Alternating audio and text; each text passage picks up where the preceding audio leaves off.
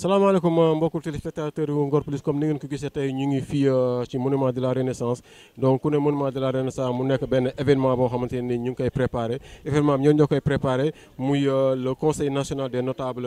lébu du Grand Cap-Vert ak le conseil africain de gouvernance traditionnelle ñooy organisé benn colloque des peuples pour la renaissance africaine. Colloque bi il est question de parler sur la nouvelle renaissance africaine vision de chefferie notabilité coutumière et roi d'Afrique et de la diaspora bu ñu ne roi d'Afrique et de la diaspora c'est parce que tey jii nii am na ay gan yoo xamante ne nii dañuy jógee bitim réew ñii jógee États-Unis ñii jógee Europe ñii jógee Asie pour ñëw pour mën a saafunte ak suñu mbokk Sénégal yi nga xamante ne ñoo fi nekk muy coutume bi sous l'égide du président de la République son excellence monsieur Bassirou Diomaye Faye ak le premier ministre Ousmane Sonko donc tey jii nii colloque boobu mu ngi war a am le 26 27 ak 28 juin 2025 fii si monument de la Renaissance. tey jii nii il est question aussi ñu ñëw fi teewal fii nii comité d'organisation bi nga xamante ne ñoom ñoo fi nekk pour saytu lépp loo xamante ne mooy waral ñoom la ñu war a defar si colloque bi ak invité yi yëpp donc dañuy dem. xool li nga xamante ni waa comité d'organisation bi moom la ñuy wax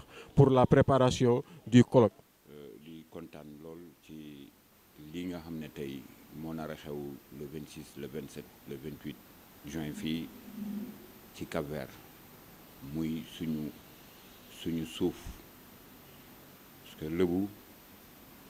bu mu amee indépendance en 1790 la ñu moom suuf si. Lebu mu doon ab aw xeet boo xam ne dañ naan ci wolof la bokk waaye Lebu ci boppam mooy olof parce que cosaan beeg aada beeg lépp dañ ci toog téye ko ñuy accueillir nag yeneen xeet yi nga xam ne ca njëlbeen ca commencement ba ñoo nekkoon ñu bàyyi leen fa bàyyi fa suñuy maam ñëw dox vers la terre promise bi nag tey bañ fi ñëwee yàgg na waaye tey ñëpp ak ñu ci fekk ba colloque bi tey ñu koy def ci la terre promise des Lebu bu ma nee la terre promise mooy damay xalaat ci Limaamu Laay al-Mahdiw bi nga xam ne 1000 ans xaar na Lebu yi fii ci xuntu Ngor gi booba xamoon na ne ñun ñi yàgg-yàgg fii la ñuy mujjee te fii it la ñu mujjee donc muy dëkk raw suñu dëkk raw loolu ñëpp xam nañ ko képp ku ñëw Dakar rek soit da ngay ut ci xam-xam wala da ngay ut ci alal koom-koom waaye boo fi ñëwee rek da nga ko fi fekk ndax suuf si yàlla da ko barkeel Égypte lañ jógee balaa Égypte sax Misra lañ jógee donc Lebu yi ñu ne Lebu yi ñooy accueillir yeneen ndomba tànk yi nga xam ne Afrique lañ jógee ñu mat téeméer ak lu topp donc xew-xew bi xew-xewu Lebu la donc dinañ ko téye ak suñu fukki loxo defar ko comme ni suñu maam yi daan defaree seen xew-xew bu neexee yàlla ñu bëgg ñu bañ dina am te dina neex bu neexee yàlla loolu daal mooy sama wax di gërëm may mbokku Lebu yëpp 121 villages yëpp maa ngi leen di gërëm li ko dalee Tubaab Jalaaw ba Jendeer boole ci tànk Wakaam Ngor Yoof ñëpp maa ngi leen di oo ci xew-xew bi am Lebu boo xam ne bàyyi naa ko na ñëpp ñëw parce que Lebu sot la xam wat gaal yëgoo donc na ñëpp ñëw ci xew-xew bi ñu wone suñu cosaan ak suñu aada wone ne suñu cosaan ak suñu aada ñu ngi ko téye ba léegi parce que yàgg-yàgg dëkk bi ak beneen dëkk bu si ne ci cosaan ngay sukkandiku ak aada pour développer sa dëkk ñun gis nañ yeneen réew yi nga xam ne dañu développé ci seen aada ak cosaan lañ jaar pour développer donc ñun Sénégal il est temps que ñu toogaat ci suñuy ànd pour développer Sénégal gii donc loolu daal mooy appel bi may ooyu sama mbokku Lebu yi di oo sama mbokku soose yi di oo sama mbokku joolaay yi di oo sama mbokku tukulóor yi bépp borom ndomba tànk bu nekk Sénégal ñëw leen ñu sot bés bi àndandoo teeru gan yi nga xam ne ñoo fi ñëw le 26 le 27 ak le 28. Docteur Djibril Diallo Falémé, professeur de lettres, écrivain, ancien proviseur du lycée de Ouakam. Tout d'abord, moi je remercie la communauté Lébou de m'avoir choisi pour être président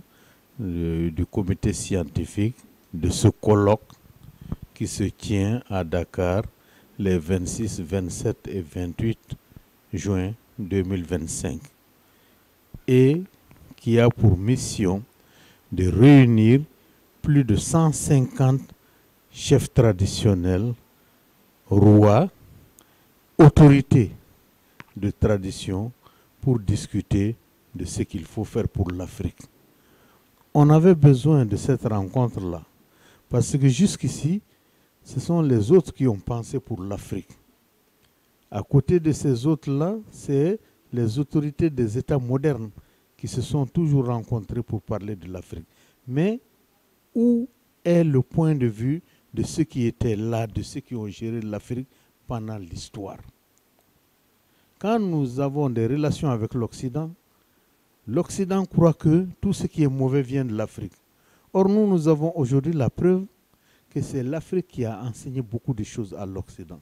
J'en veux pour preuve déjà toutes les thèses du professeur Cheikh Anta Diop. Il y a d'autres professeurs, Djibril Tamsir Niane, le professeur Pathé Diagne, Cheikh Hamidou Kane, l'écrivain, le professeur Gaussou Diawara du Mali, le professeur Hamidou Dia. Tous ces éminents professeurs, Théophile Obenga, tous ces éminents professeurs ont eu à démontrer que l'Afrique était au début de la civilisation. Seulement, par des vicissitudes de l'histoire, les autres, en un moment donné, ont dominé l'Afrique et pendant 5 siècles, ils ont eu le genou posé sur le cou de l'Afrique. Il est temps aujourd'hui que l'Afrique se réveille pour revendiquer sa souveraineté et cette souveraineté ne peut pas être réelle si les anciens n'y placent pas leur mot. Parce que nous sommes encore des Africains, quel que soit un jeune, quelle que soit la force d'un jeune, il ne peut aller loin que lorsqu'il a derrière lui, n'est-ce pas, les anciens, les patriarches. comme ni ngeen ko gisee donc loolu moo nekkoon li nga xamante ne moom lañ leen andil fii si suñu rubrique bi nga xamante ne mooy avant première colloque bi nga xamante ni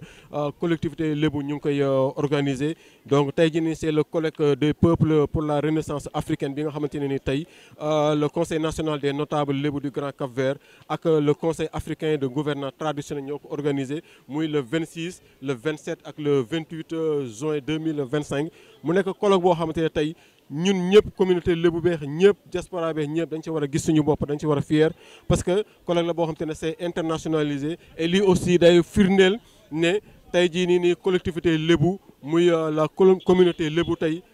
nekk na niveau boo xamante ne c'est un niveau boo xamante ne c'est internationalisé et tey jii nii ñun ñëpp war nañu mën a nekk benn saafonte par rapport à situation bi nga xamante ne moo fi am et jaakaar nañu le 26 ak le 27 le 28 juin tey def naa collectivité lébu ñëpp dinañ ci teew pour mën a partager li nga xamante ni mooy la nouvelle renaissance africaine vision des chefferies notabilité coutumière et roi d'Afrique et de la diaspora ñoom ñu daje fii donc dañ leen jot di daje ba benn yoon incha allah merci beaucoup.